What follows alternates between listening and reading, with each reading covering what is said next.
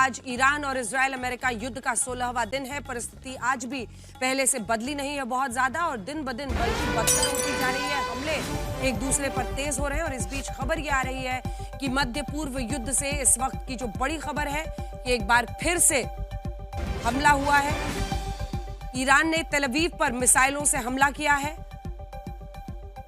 सीधे लिए चलते हैं आपको, श्वेता सिंह हमारी सहयोगी हमारे साथ जुड़ रही है। श्वेता, बिल्कुल साफ दिख रहा है ईरान मरता क्या ना करता की स्थिति में है, और अब वो पूरी ताकत झोंक रहा है। मतलब चाहे मिडिल ईस्ट के देश हों, उन पर लगातार हमले कर रहा है, और तेल अवीव पर फिर से मिसाइलें दाग दी हैं।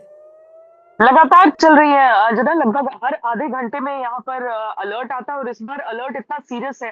पहले आप अलर्ट के बाद कुछ समय बाहर भी कई लोग, मैं खुद, मुझे याद है, मैं वीडियोस बनाया करती थी जब आसमान में वो स्मोक दिखता था। इस बार कोई स्मोक नहीं दिखता है आपको। वो इतनी तेजी से ये मिसाइलें आती हैं, अपने टर्मिनल स्टेज में इतनी तेजी से नीचे की तरफ गिरती हैं कि लोग पहले अलर्ट में ही आपको भीतर एक बॉम्ब शेल्टर में जाना है। अभी तेल अवीव में जहां पर मैं खड़ी हूँ, इससे 4 किलोमीटर के दायरे में 3 अटैक्स हो चुके हैं, और एक दो जगहों से ऐसी खबरें आ रही हैं कि वहां पर डेब्री गिरने के बाद आग लगी थी, जिस कारण 3 लोग, मतलब 2 एक लोकेशन पर और एक दूसरे लोकेशन पर घायल हुए। एक जगह पर मिसाइल हिट की भी बात आ रही है, हालांकि वो पॉपुलेटेड है कि नहीं उसको लेकर यहाँ पर बहुत केयरफुल होकर उसके बाद बताया जाता है। आगे सरकार की तरफ से उस इंफॉर्मेशन को रिलीज किया जाता है अंजना।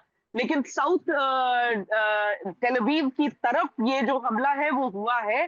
क्या इसमें कैजुअलिटीज हैं, क्या इसमें कुछ नुकसान है, या फिर ये एक बैरन जगह थी, उसका हम इंतजार कर रहे हैं। लेकिन धमाके बहुत तेज हर थोड़ी देर पे यहाँ पर हो रहे हैं। पूरे इजराइल में जहां अलग अलग जगहों पर आप गई, कितना नुकसान होता हुआ आपको दिख रहा है ईरान के हमले में? अजना, जो भारी बम है, जो 500 किलो तक के बम गिर रहे हैं, उससे जेरूसलम के पास तो एक बम शेल्टर फट गया था।